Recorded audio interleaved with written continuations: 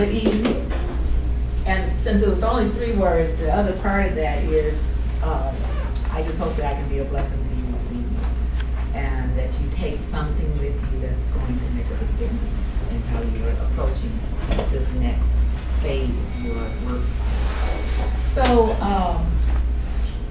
the Perennial Workforce was something that came to me as my sister retired. So my sister retired from the utility company after, I think, almost 30 years of service. And she retired in 2016. And what was really cool about her retirement was that she had set herself up such that she doesn't have to work anymore. But she wants to. And at one point, she starts working at, what's the name? It's a clothing chain. But anyway, $10 an hour. Now, this is a woman who was a professional. She was, high-paid executive, all that, but she's just looking for something to do. Mm-hmm. And so it struck me that there are a lot of people who either after retirement or forced time out, they're looking for something to do after the age of 50 or so. And a lot of times we have a fear of what's, not possible. And so that fear is around, well, am I competitive with the young people that are in the job market? Are my skills up to par? So there's a lot of questions that we have that starts to feed the fear. So what the book is about is first identifying what it is you really want to do. Because I've also found that a lot of people just take a job, like my sister. That was not something she really wanted to do. It was just something that was available. So first thing is people kind of tend to jump into anything because if you've been out here for a while, you might start to feel a little bit anxious. And so when something comes along, you grab that. So part of what I wanted to do in the book was to help people think through the process of what's next for me. And does it necessarily mean that I do the same thing I've done for 30 years? Or is this really an opportunity to do something that I'm passionate about and something that I like? The second part of it is really to think through how do I find this next great opportunity. And there are a couple of things that we'll talk about. I have a little worksheet that we'll work through as well. But so it's in exploring.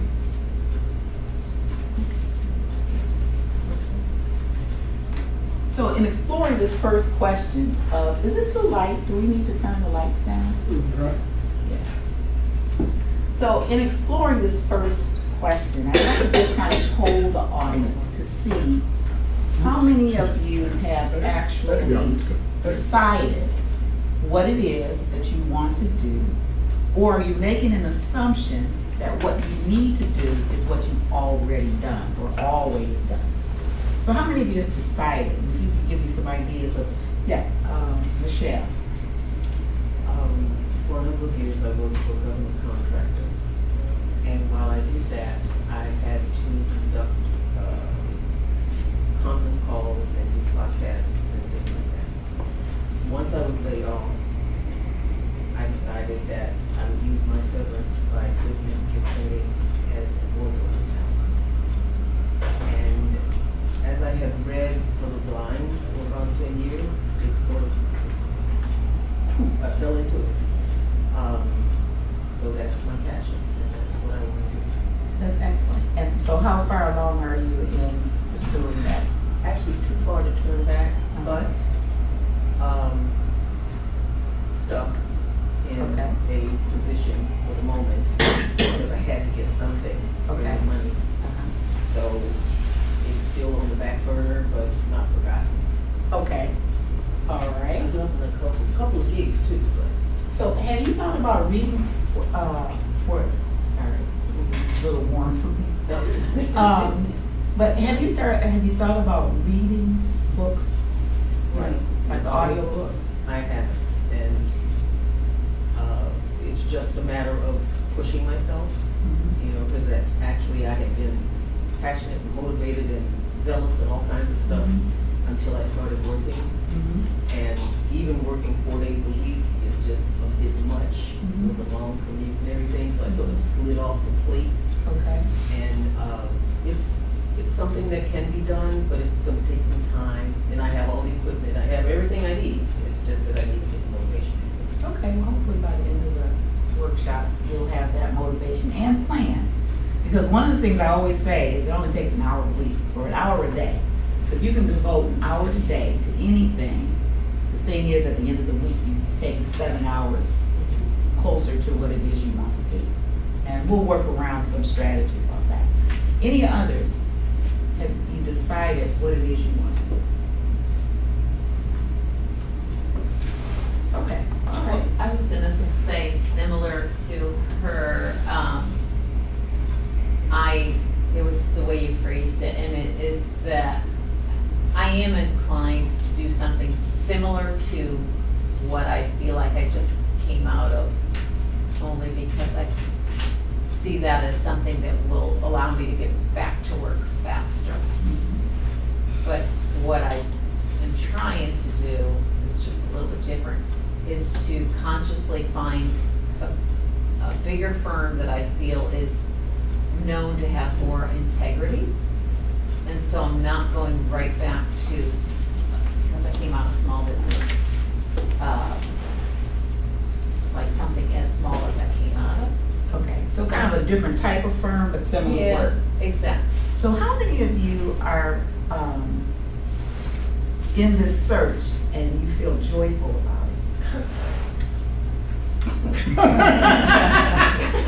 There are moments. Okay, so that's the first thing we have to do, is change the energy around what you're doing, right? Because the universe picks up on feelings first, right? And if you're feeling like this is drudgery or it's something I don't want to do or whatever it is, the universe picks up on that. So if nothing else, we're going to change the energy about it, because the thing about not having a job right now, and it's not even a job, let's just call it an opportunity to make money. Because in some cases, we're not going to be looking for a job, right? You're going to perhaps look for a gig or something that's different than what you're currently doing. But once you change the energy about how you're looking, then the universe is going to start sending you joyful opportunities. So, kind of consider that. All right, anybody else that has already decided? Well, I'll give it an example. I've more or less decided what I'd like to do, but it's sometimes, and it's what a lot of people here face, is it's the age thing.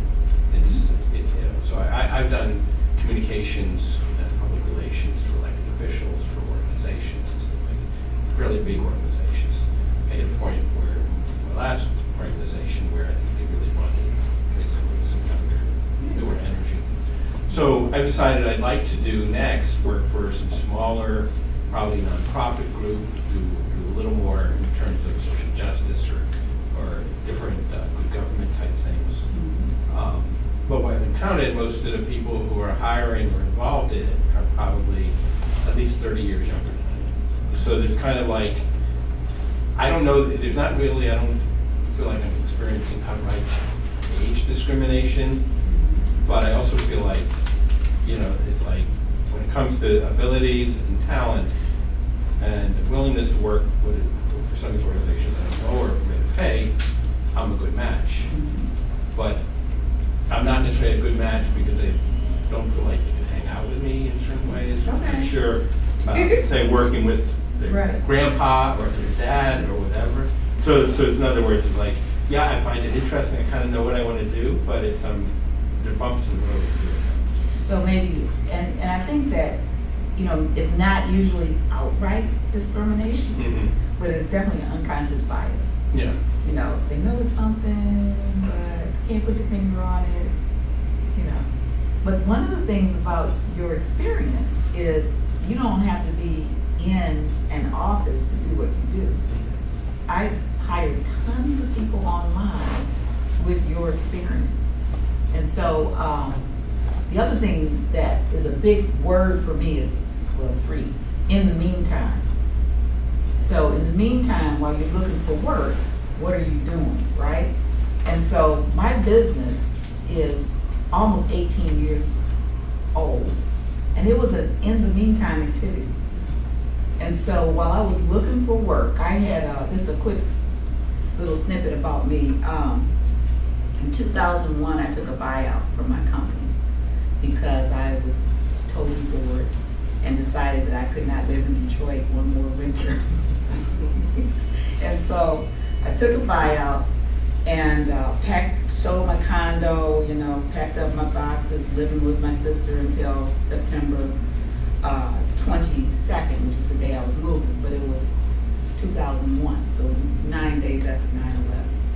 And I, of course, at that point, yeah, exactly, everyone's like, are you still moving to DC? No job, But the whole point, though, was once I got here, I started putting out resumes, and I knew that it was going to take 12 to 18 months. That's what professionals were saying back in 2001, in order to get the kind of position that I wanted. My concern was, what's the gap going to say? So I started a business, Marva, Goldsmith and Associates, right? And while I was there, I went through a, what do you call those programs, with right management. Outplacement service. Outplacement, there you go. Again, I knew you'd know. So I went to right management, and they had an entrepreneurs class. And when I took the buyout, I said I was going to do something that I really love. So I love to shop. And I decided I was going to take an image class in Atlanta. In New York. And so I got the buyout, went to New York, took the image class. And then when I went back home for the entrepreneurs class, they wanted us to give like a half-hour presentation. And so I presented materials about, how image affects the hiring process. And so when I moved to DC with no job, no car, no apartment, just a hope and a vision. Yeah, a little crazy. Right management was my first client. And so, because what I did was I took after you see, okay, this is what happens when you're turning 60, you can't remember anything, but the evaluations. Okay. Sounds like. Okay. So I took the evaluations, and that's what I used as kind of collateral. So I asked them to make a call for me, and I took the evaluations as kind of like a package. And so as a result of the evaluations from this little class that I did, they said, well, why don't you come up and do a couple of classes for us? So that's how I started working, and it was really no money. Like, seriously, I think it was $25 for me to ride, forever to get there. But the point was, I was engaged in the work that I love to do. And so on my resume, I had, consultant or something like that. And so I started talking to friends and telling them what I wanted to do. So I'd always tell them image brand management consultant. Friend from Detroit Edison, which is where I spent 20 years, he said, so Marva, what are you doing these days? And I told him I'm an image consultant, claim what it is that you are, right? And so he goes, well, that's really cool. I'm on this board of women's welfare to work. Put me down for $10,000. I'm like, 10,000 what? It's like $10,000. So that was like my first contract. So now I had to create the workshop for the $10,000, right? My point is that, in the meantime is an amazing thing, because what it does is it puts you out there. You start doing the work that you really want to do. And after 6 months, I had enough money not to have to worry about looking for a job. I kept looking, but the frequency in which I was putting out resumes became less and less, and I started building this business. So, the whole decide thing is critical, because you have to tell the universe what it is you want to do, and then you have to stand on that. And everything that, even if you have to work to do something else so that you can pay the bills and all that. I understand the practical component of it, because I had a buyout at the time, so I had some money, some cushion. But if you're not doing every day, you're not doing a little bit of something to edge your way towards what it is that you really want to do, you'll find that a year from now, 2 years from now, you're still like a Chico's, which is what my sister was doing for a minute. Doing something that she really didn't want to do, but it was just something to, you know, to help time pass away. So the next thing that we wanted to talk about, so after you decided, one of the things that I've also found is that people don't know what their special sauce is. Does everybody know what I mean by special sauce? Yeah, so it's your unique value proposition. And back in 1999, you know, everybody's talking about personal branding now. And basically, it was a phrase that was coined by Tom Peters that essentially said, we're all like a brand. We're just like, we are meant to be sold. But the marketplace that we're selling ourselves on is the career and job marketplace. The question is, how do you distinguish yourself from everybody else who does the same thing? How does, you know, how would somebody pick you out of a line of the same, like if you were soap, you know, and this is Tide or whatever, but how do people pick you out from the crowd? And so the unique value proposition is simply understanding what your special skills are, your interests, your hobbies, things of that nature. But as well, you combine that interest with what sets you apart from everyone else. So I'm going to give you an example, and then we're going to do this exercise. So this is my sister. It's kind of not showing up right on the screen. But what that says is basically her skill set. She's a process improvement professional. So she's done quality work and things of that nature. And she also does organizational effectiveness. But her special sauce is that she's an energetic conversationalist. So if Marsha was in the room, she's very high energy. And so what that basically meant for her is that when she does gig work, she should look for facilitator positions. Because one thing, she keeps track of meetings because of her process improvement skills and organizational skills. She keeps the conversation going, and it's always high energy, and she's results driven. So if she went to an interview, she would talk about this stuff. She would talk about the special sauce. The stuff over here is what's on your resume. That's what gets you the interview. So there's lots and lots of process improvement consultants. There's lots and lots of people with great organizational skills. But there's not a lot of people with the special sauce. And so if someone's looking for that, that's who they're going to hire. Someone who can hold a room, do the energetic conversation with, but also have those skill sets. So let's take like 5 minutes. And on your sheet, there is 3 columns. I think, this is when you get the sheet. All right. The first thing you're going to think about is my talents. This could be your talents, your skills, the things that you do really, really well, the things that people compliment you about all the time. If you think back to performance reviews, they might have been the things that you excelled at. So what are your talents? Okay, that's skills and abilities. And then, what's the special sauce? What is it that separates you from other people?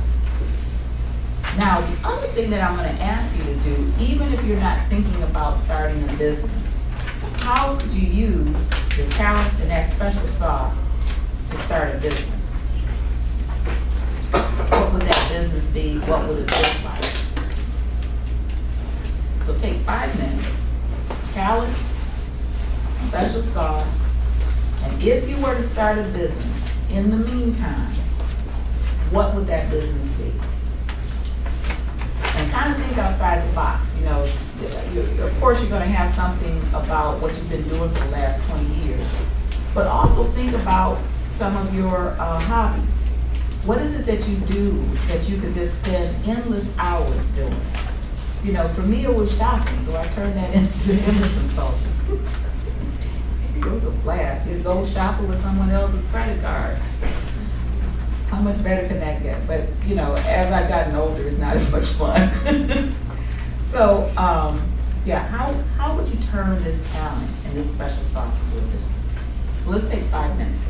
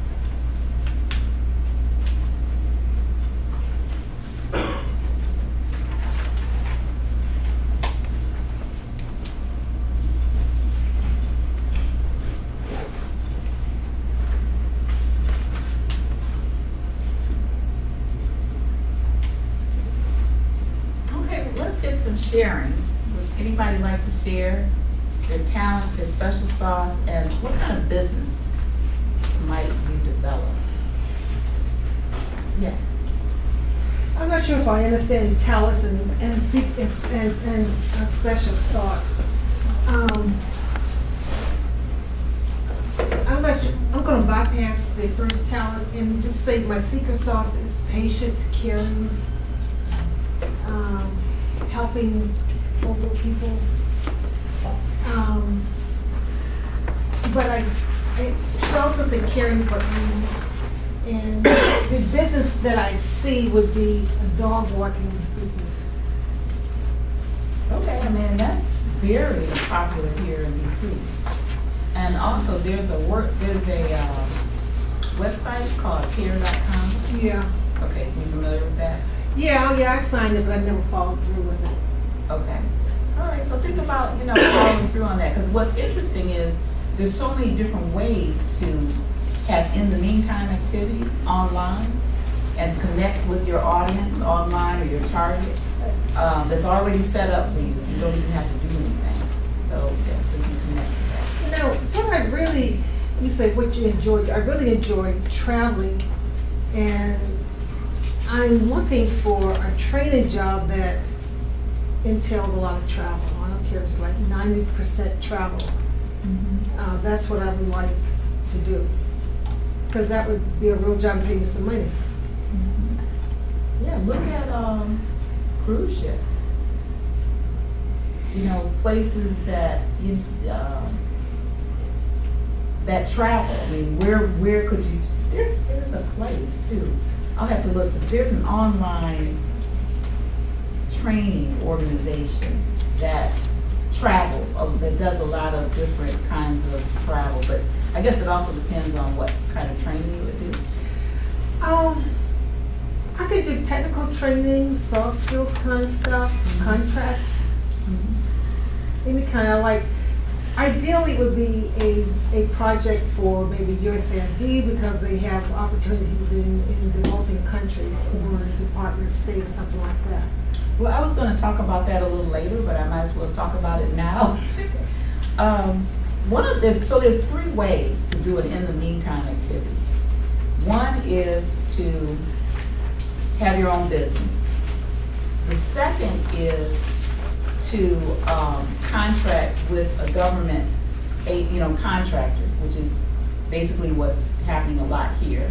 And then the third is to find a small business and offer your expertise. So it's kind of like help them grow their business. So with respect to that second one, working for USAID, have you done any research on FedBizOps? You mean a federal job? Yeah. No, I really haven't, because if I say age doesn't matter, it's your experience that matters. I think that FedBizOps, You would that's say different. jobs. Oh, I'm sorry, I'm thinking about USA Jobs. No, I haven't really looked at FedBizOps. So I always suggest look at FedBizOps, and now I think it's just fdo.gov, and look to see if you go to awards, Yeah. who's just gotten new contracts. Because most of the people that have gotten new contracts do not have the employees to support the contract. Yeah. You know, I know firsthand, and I'll tell you, I'm going totally off script here, but, so I have a contract, received a contract last year for the Small Business Administration Office of Disaster Assistance. And they're the ones that go out and help restore homes and businesses after a disaster. So our contract was to do the after action report for Hurricanes Harvey, Irma, and Maria. Now, I'm telling you this story because I want you to understand how I found the people that are working for me, okay? So the first two people I hired was one, my sister, the facilitator with the energetic conversational, because she will be perfect over the phone to do work with teams. But then I went to LinkedIn and I put in a request for process improvement consultants, and that was basically it, because I had to hire 2 process improvement consultants. So one contacts me right away, and actually I think we got about 5 people that we interviewed off of LinkedIn. Come to find out, the guy that had these exquisite skills went to my church. So that was, pretty synchronistic.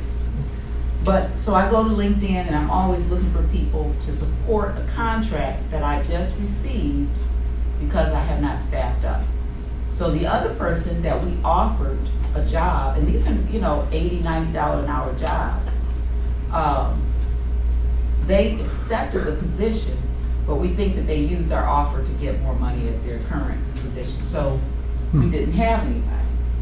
And in 2 weeks, we had to put that person on the job. So I still didn't have anyone. So I'm driving, this was last Monday, took an Uber or a Lyft to Herndon from DC. So the guy who was the Lyft driver, he had to, a phone call came in. So he had to put it on speaker because, he's driving. And so it was for some kind of government contract where they needed some more information about his experience. And it was due at 4 o'clock, and it was about 2:45. So this guy starts talking, and as he's talking, he says a name of a person that I know. Okay, and I'm thinking to myself, well, you know, there could be plenty of these same names, that's fairly common. And when he finally gets off, you know, and then there's a couple of buzzwords. He says process improvement, he says organizational effectiveness, and I'm thinking, this is exactly what I'm looking for. So when he gets, long story short, he gets off the phone, I interviewed him on the way to Herndon. So Wednesday, I'm gonna offer him a job. And this guy, again, one, I did not have someone to support me in this work. So the idea of going to bed is ops. And what you need to do is put in key words, what it is you're looking for. So I heard someone say they were project management. Always look for project managers. But put in those key words and see who's hiring. You know, who just got a contract or an award. And then you send in your credentials, make a call, you know, find out where these people kind of hang out, you know, what space they're in. So if it's, as an example, if you find that it's like a IT company, you know, look under LinkedIn to see who is the president of the company, who would be the hiring manager. Look at the groups that they're in. Look at the organizations that they belong to. And if you don't belong to those organizations, you need to, you know, join some of these organizations where your target market is currently, you know, spending time. The thing about this whole idea around branding yourself and being in the placing yourself in the way of opportunity is it goes all the way back to, again, deciding what it is you want to do and then looking for the places where this stuff is available. So, okay. Anyone else want to provide us with the talents or skills and opportunities, special sauce, and the position or gig that they would go at? Is that describes us? You mean describe myself? Those particular things? Yeah, so what we were doing is we were looking at what are your special skills and abilities, and then what is it that separates you from everybody else that does the same thing. And then there was a question of what kind of job or gig would you go after if you were creating an in the meantime activity. So I don't know if you got this. Right. Yeah. Okay. Thank you. All right. And Michelle, you have your hand up? Actually, it's sort of a sidebar. When you were speaking about the love of shopping, I had a little story. When I like to do thrift. When I lost my job, that was pretty much where I was. But prior to that, I was a serious shopper. And I, like your sister, went to the retail establishment to sort of fill the gap. And on my interview, I had on a $5 pair of shoes, $6 pair, $6 skirt, maybe a shirt that cost me $5 that I could have. Because I'm pretty good, my eye is good. But I had on a scarf that cost more than anything I had on. And I walked into Saks Fifth Avenue and requested information about a job, sat down with the person, and she complimented me on my outfit. I almost burst out laughing. I wanted to tell her, you know, this scarf costs more than anything you got there, you know. But it was one of those things that I found, you know, I would possibly do a store or something like. I never thought about what you were saying, you know, trying to help ladies who that's the way I get to this place.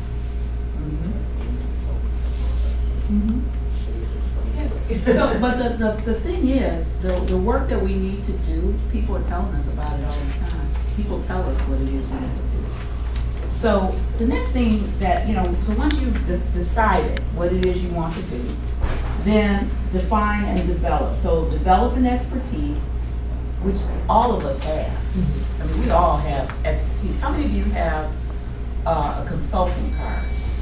Like a business card that says you're a consultant? What kind of business? I do. Okay. And what are you consulting? A number of different things, strategy consulting, business development, international marketing, facilitation and training. See, and so one of the in the meantime activities that I would suggest, you should have a business card that talks about voiceover.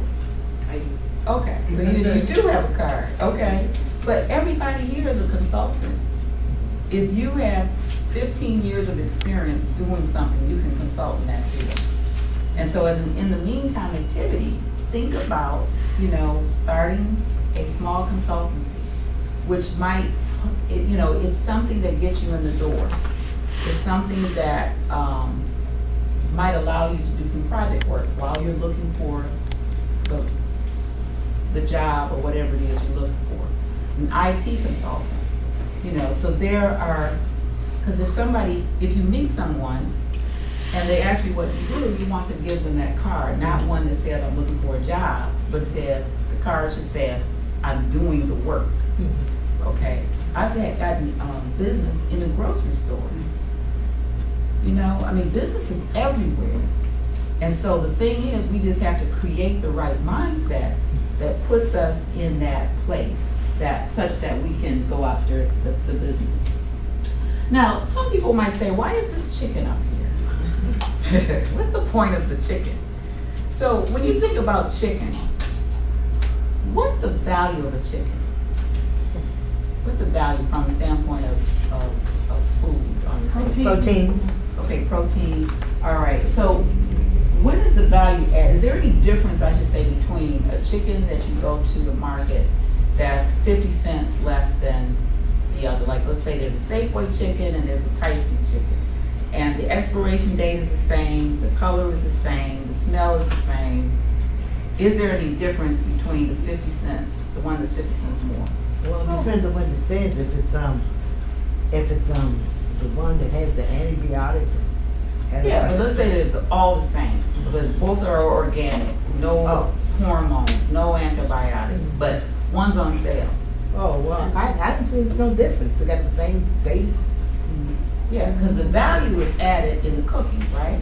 Okay. But what if I said that I love Kentucky Fried Chicken and I'm just driving by a Church's or Popeyes?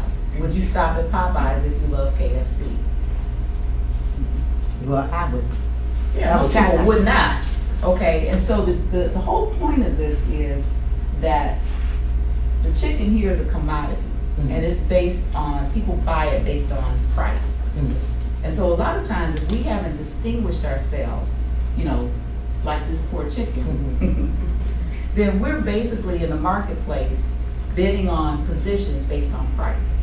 And we already know that younger people are going to be priced better, if not for no other reason other than benefits. So what we have to really work on is establishing ourselves as a brand. Now, the reason why someone that loves KFC is going to stop at KFC and not stop at Popeyes is because of the experience of KFC. What's the difference between KFC and Popeyes? Unless, well, I mean, Isn't it taste? I might want baked. I don't know, baked chicken, prefer baked chicken, whichever one has the baked chicken. Okay, so it might be how it's cooked. But the whole point is we have to learn how to distinguish ourselves and become that brand, because brands are sought after, selected, and purchased. And so as we start to build the brand, this is what's really important for people who are more mature in the workplace. The assumption is that because we're more mature, we don't know some of the things that millennials know. And that's true. But they don't know some of the things that we know. And that's where we should be marketing ourselves. It's based on that experience, right? It's based on that knowledge. So the question of how do we do it? LinkedIn is my favorite place to market a brand. How many of you, if you're 40 plus, I know you know LinkedIn. And you probably have great, right? They should have great profiles. So how many of you have a great profile on LinkedIn? Okay, excellent. Now, how many of you are doing something with your profile on LinkedIn? Something like what? Okay, so as an example, this is my profile. And these are some of like the blogs. So there's a blog, you have the opportunity to do blogs on LinkedIn. And if you're blogging, you always want to blog about your expertise, but never about you. Okay, so branding is never about you, and that's where people get kind of mixed up about it. It's always about your target. So it's always about adding value to your target market. Now, what I do here is I talk about, how like this is lessons learned from Lucille Ball about your brand or something like that. I've written one on Lady Gaga and Dennis Rodman, and different places. But the whole point is they can read it. It's entertaining. I always include a little video, 2 minutes or less. I'll always include a picture to bring people in. I've written stuff about the pet rock, and so the whole point, which is my favorite pet. But the whole point is to pull people into your profile and to show that you can add value in the market that you are pursuing. So if it's training, what are some of the training techniques that you use? What's something, and it doesn't always have to be you writing. You can find an article that you think people will like. You can find, different pieces of information. But here's the point. It's the most inexpensive way to brand yourself online. And if we're not branding ourselves online, we're missing an opportunity. So how many of you interact with people through LinkedIn? Okay, great. So when I say interact, that means answering questions in the groups that you're in. How many of you are in more than 20 groups? Okay, so the groups are really important because that's where you find your affinity groups. So as an example, when I decided that I wanted to be a brand strategist for baby boomers, I looked on LinkedIn to find the groups, and I just put in the keyword baby boomers. I think there was like about 5 groups that popped up. And so I would send in value-added information to those groups. And that's how people get to know you, is through your interaction. I've received contracts off of LinkedIn. I've hired people off of LinkedIn. So it's really a valuable source. And if you're not really engaging with it, like at least once a week, then you're not getting the value out of LinkedIn. Now, if you're not, yes. So you were saying with the affinity groups, there's the answering questions, which I've seen people do, and I haven't really taken a lot of time to do it, but when you answer the question, you try and teach them, not just answer the question. Is that what you're saying? No, if I have knowledge about the question, then I'll provide a short answer. Okay. Or a reference. It does not necessarily Okay, mean that's something from reference. right? Yes. I'll send a reference. I'll put a link or something of that nature. And what that does is it just demonstrates that you have capabilities and expertise in that area. Okay. So it's really important that you're looking at the area that you want to find work, find a job, et cetera. Okay, I get what you're saying. All right. So the next thing that we want to think about is positioning yourself in the marketplace. And first, the idea of how many of you belong to organizations where your target market might be spending time.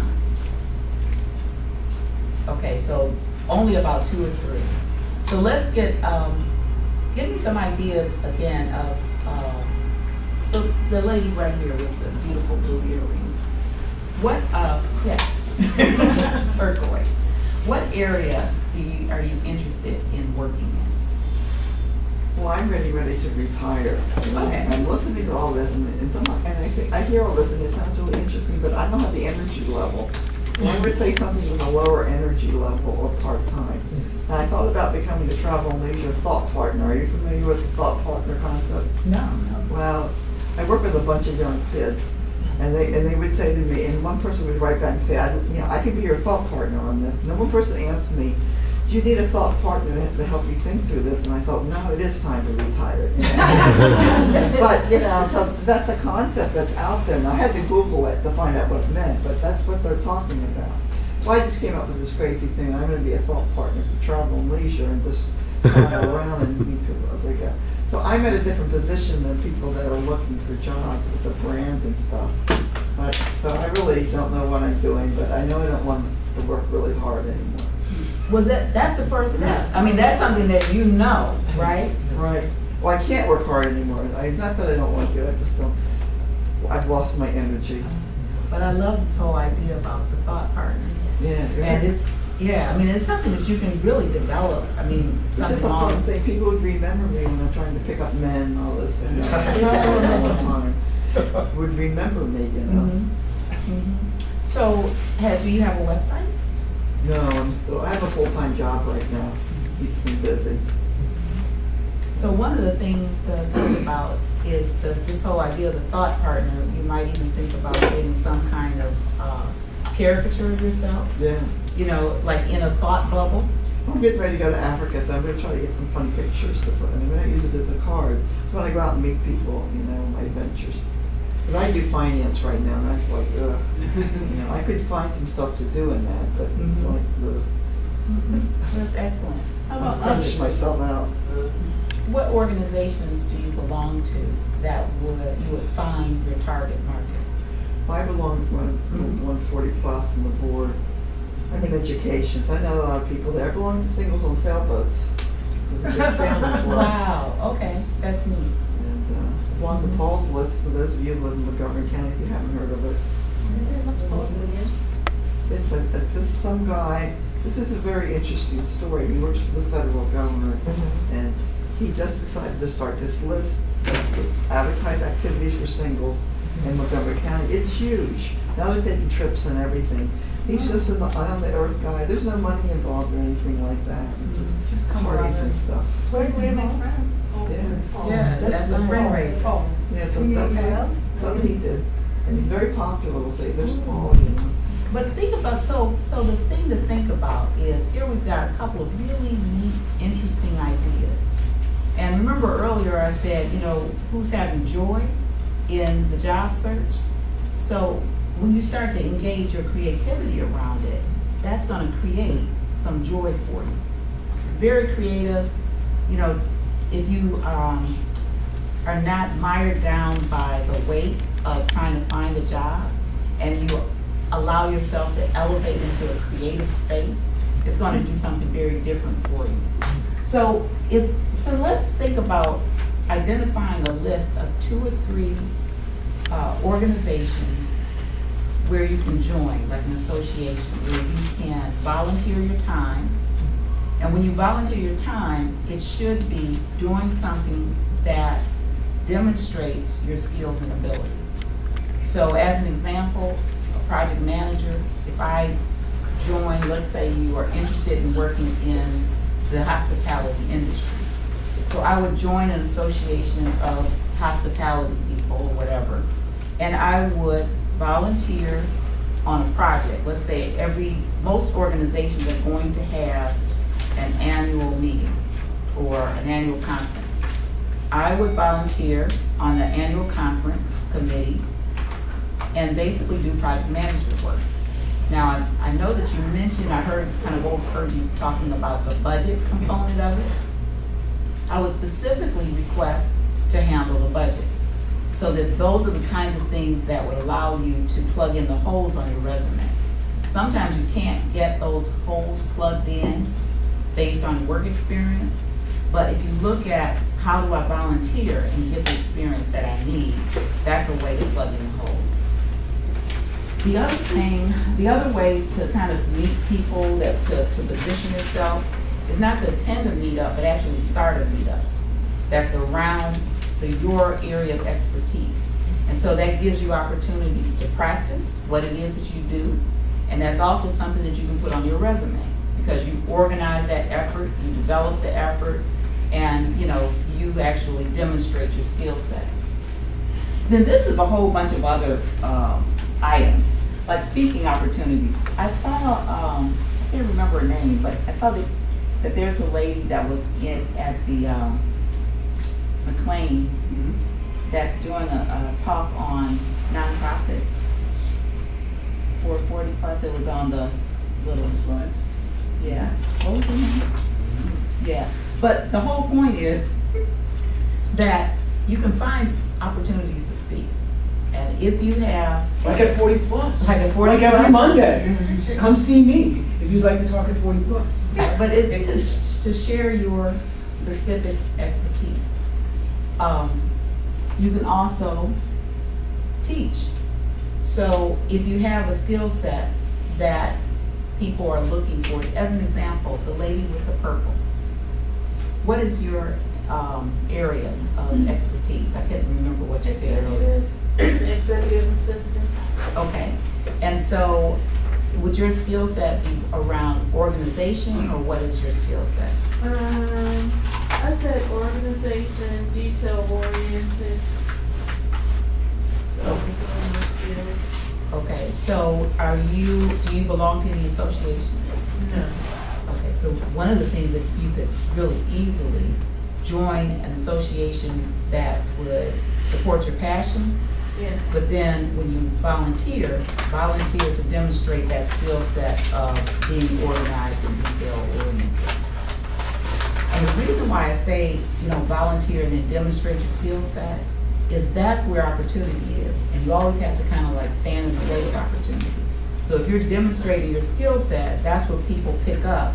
Well, you know what? I know that she does this specific piece really well because they know they've experienced it. And so if they've experienced what you do well, then when something comes up, even if it's not in their bailiwick, they might know someone who knows someone who's looking for somebody with your expertise. So that's volunteering, speaking opportunities, associations, internet radio. So that's another opportunity. If you have people on internet radio are always looking for someone to interview. And so if you have a skill set that you can talk about on internet radio, then look for those people that have internet radio shows and volunteer some of that work. So you said strategic planning and international Marketing. Now that's a topic that would be of interest, I think, on internet radio. So think about, finding someone that has a radio show that is about international discoveries or marketing or something of that nature. The other thing is you could teach at community colleges and almost any kind of, look at the list of classes. So as an example, PR, public relations, something that you could teach. And the reason why I suggest community colleges is because everybody at a community college usually has a full-time job. They're looking to go back and improve their skills. When I taught at a community college, that's how I started working for AARP. It was because someone in the audience was there taking my class, and they recommended me to the training and development folks at AARP. And so it's just amazing how the networking and putting yourself in the right places can provide you with opportunities to do something different. Excuse me. How do you qualify to teach at a community college? At present, I'm a substitute teacher, so I mean, we have. So you're a substitute teacher? Yeah, at present. What kind of topics? Well, I teach from pre-K through to 12th grade, different subjects. So math skills? No, I'm not a specific teacher, I'm just a substitute as needed. When the teachers are out. So you have to go back to the question of what is it that you do well, and what do you really love to do? So if you look at the list of stuff that's on community college classes, flower arranging, there's all kinds of things. And so take a look at, just go through your community college and take a look at the topics and see if it's something that you can create a workshop around, or if it's something that you think you might be able to teach. Okay. Blogs, YouTube, so conferences, that's another place to find opportunities. Most people spend a lot of time at job fairs, but with job fairs, of course, it's something you have to do, but the concentration of people without jobs is very high. And so networking in that environment typically won't get you that kind of result. So go to conferences where people are working and well positioned, and look for ways to network at conferences. The other question is, do you own your name.com? And it's really important in this day and age to own your name.com. So like marvagoldsmith.com, I've owned for almost 20 years. And the reason why I say that is, especially in the transition and you're doing in the meantime activities, you might position yourself well by either having a hiremarva.com or marvagoldsmith.com, something where you can point people to. And if you point people to a website with your name on it, then it needs to kind of provide some idea about your personality. Now, I'm sorry, the gentleman in front, the PR, this could be where you could even post some of your work that you've done in the past. And while I'm looking for those organizations, I've set up a little website. Oh, excellent. Okay, all right. And so is that linked to LinkedIn, your website? Okay, super. All right, but anyway, so this is just an example. This is what people are doing to now attract work. And you can see it's fairly creative, but it doesn't have to be this creative, because he's a graphic artist, so he's in a creative place. But think about how you might present yourself a little bit differently, such that when a potential employer or someone that's looking for someone with your expertise is looking for you, how would they find you? And then what does that one page tell them about you? That's what's really key. How do you get that that page on the website? How do you get that? So you would want to, like, if you're not able to do your own web page, like there's some that's fairly easy, like Wix.com, Squarespace.com. But if you cannot do that yourself, you can hire people to do it. There's a couple of websites that I use. One is called Upwork, and they'll put together a website for fairly inexpensively, but you have to provide them with all the content. The other thing that I'll mention is that Fiverr.com, are you familiar with Fiverr? Fiverr.com. You can find people to do like creative projects for you. I use Upwork to do editing for me, and they're fairly inexpensive. There's a lot of ways to really either grow a small business or an in the meantime activity for yourself without a lot of expense. And so you want to use some of these websites that can provide you with people that are just available to help with like graphic art, in fact, I think that several of like this book was done primarily through Upwork and Fiverr. So I had someone design all the little pictures. They did some of the editing. So everything that I do with these books and things of that nature, and you can see some of the great artwork is online. And so in the meantime, you might want to think about, how do I grow a business online? Because people are looking for it all the How do you time. spell that? Is it Fiverr? It's Fiverr. The way it started was they would do anything for $5.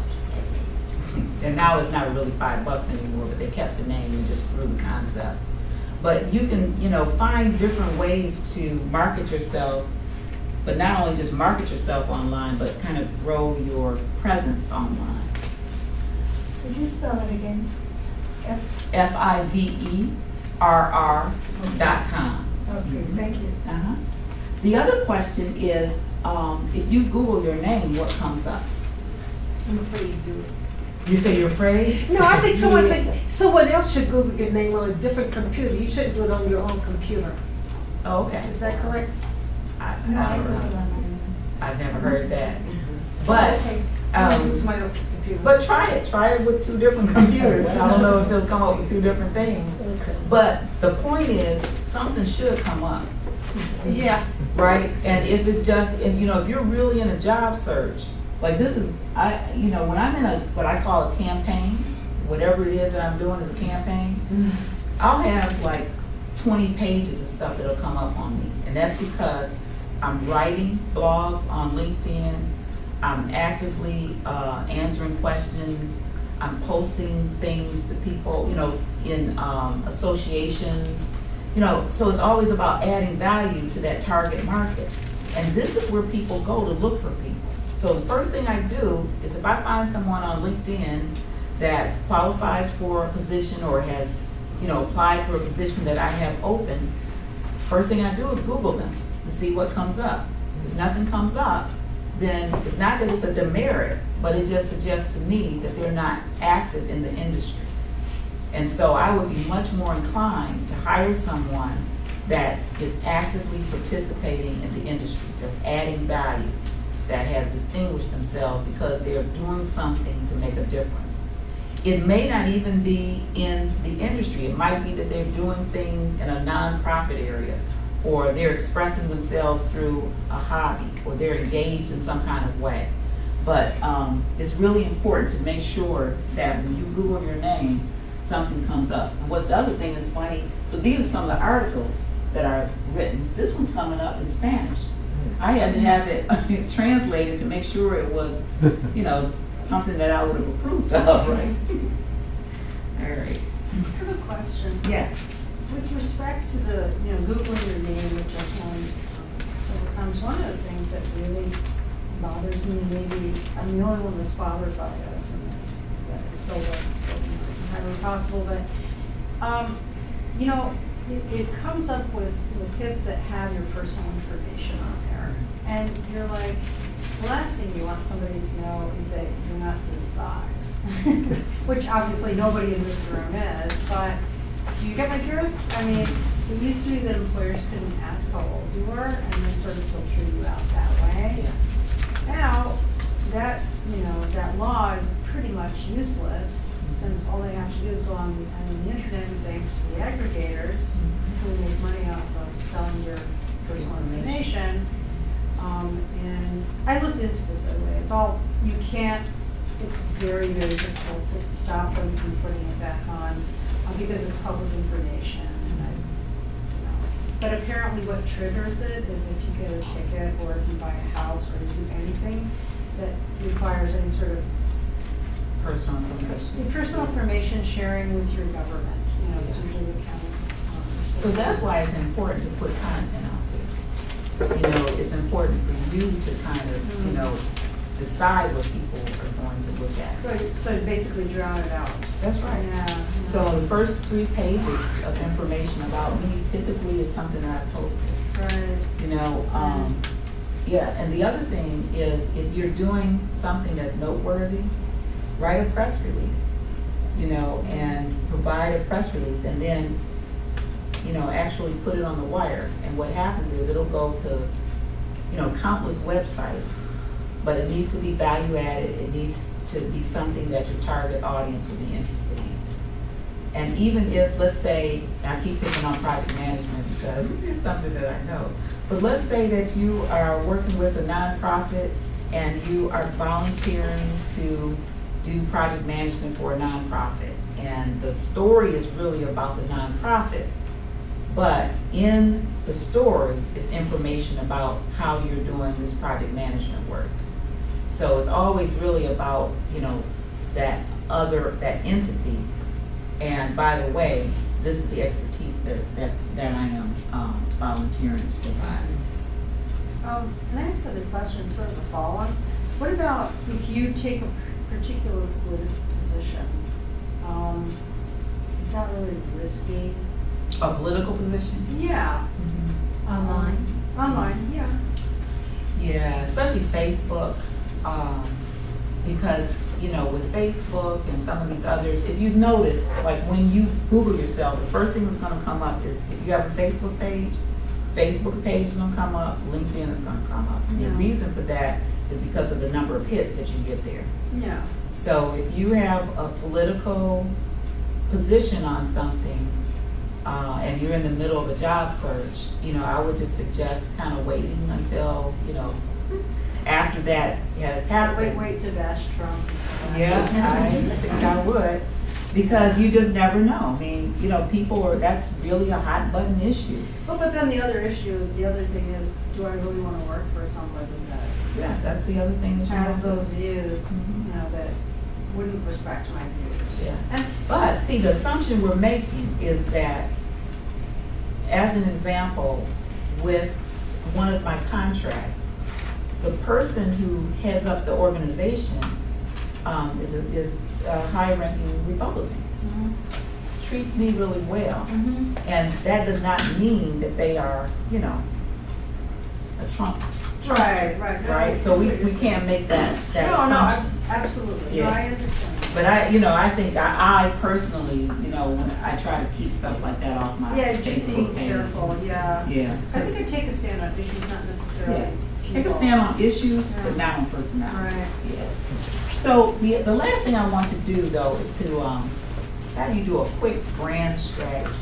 And if you turn it over on the other page, when we start to look at branding, you know, it's really important that, you know, after you've decided what it is you want to do, that you kind of put a stake in the ground and say, this is what I want to be known for. So, you know, you can have 3 or 4 brand strategies, but it should be one thing around one particular subject.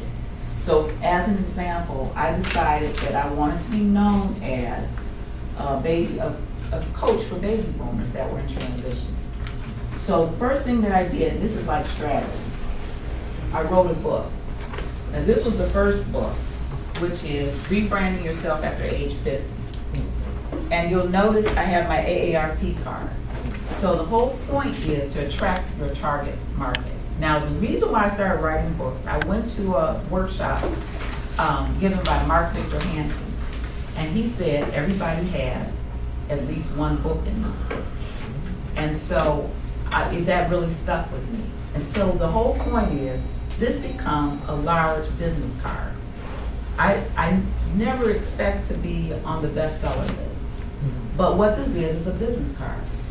And so if you can write about something, this is the fastest way to distinguish yourself from everybody else. It does not have to be 200 pages. It could be, you know, I think 40 pages is considered a book. But it needs to be value add, and it needs to provide some kind of value to your target market. So after you do that, you might need to obtain some credentials. Sorry, did you get it published? I mean, Oh, yeah. can you talk about that a little bit? So the I self-published, and this is the second edition. The first one didn't have my picture on it because I was shy. And but I self-published, and because I knew someone at AARP, it just happened that they were looking for an image consultant to do a job fair, career fair, because they couldn't do jobs because in 2008 that was the recession. So the guy said, oh, I know an image consultant. He went on my website to see if I was still working. And so the book was on the website. And he, AARP purchased 1,500 copies of my book. And I started speaking at their national conference. And so the value of a book, I mean, it's huge. And so then I spoke the next year, and I put the picture, and I put the AARP card on it. And this book is now almost 10 years old, but I'm still getting royalties off of Amazon because the title speaks to the target market. And there's like 14 other contributors to this book that talks about how they go about finding work that makes their heart sing. The next piece is, once you decide what it is you want to do, is getting visibility. And so as I mentioned, LinkedIn is the best way to get viral visibility because there's, you know, millions of people out there. So if you only have like 30 or 40 connections, you're not going to be able to do anything viral. So I would suggest building up your connections. A lot of people are like, oh, I don't know this person, I'm not going to, you know, link in with them. But that's the whole point of LinkedIn. LinkedIn is a networking tool. So unless they don't have a picture or they look suspicious, I would suggest if it's someone that has an interesting profile, link in with them. Because it's not necessarily that person, but it's who they know and who that person knows. So when you say LinkedIn, like, they come on my, right, they email me on the computer, I'm supposed to respond to them? Yeah, absolutely. Identify, so the affinity groups, we talked about all that. But also find affinity websites. You know, they're not necessarily LinkedIn, but websites that are in your affinity group. A lot of websites will be very specific, like for instance, the one that you mentioned earlier. Something about sailing or whatever. Singles on sailboat. Yeah, singles on sailboat. Very specific, very niched, right? So find those niche websites where your target market is. The other thing is consistency. So the thing about branding is you can't just do things one time. You have to do it over and over and over and over again. And as you do things over and over and over again and you're adding value to your target market, you become known for whatever it is that you're adding value for. And as a result of that, people start to look for you. And so these are some articles, but I didn't ask for the article. People called me because they knew that was my niche. And so that's where you want to place yourself in that kind of space. Brand builders. So the other thing you want to think about is who can help you and who knows what you're doing. I know that 40 plus definitely gets you in that space where you're thinking about people in your network that can help you, that have experienced the work that you do. But you want to be strategic about how you use brand builders. Bless you. And so once on this sheet, this is homework because we won't get to it. But you want to identify what is your leadership role, include the unique value proposition, so that's the special sauce. What actions are you committed to take to reach your goals?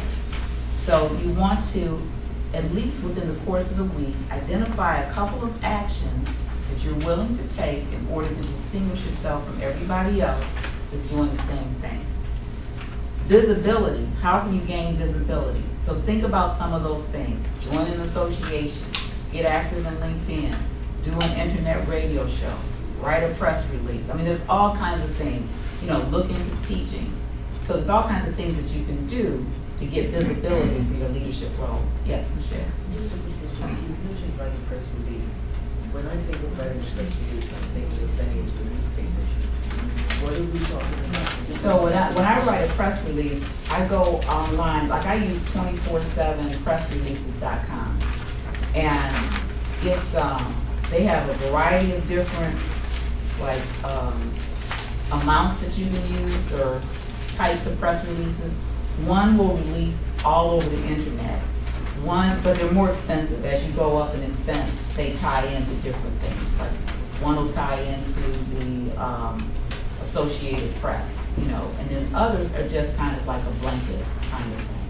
But use a press release in order to saturate the network or the internet with the stories that you want people to read about when they Google your name. So will you do a press release for the speech site?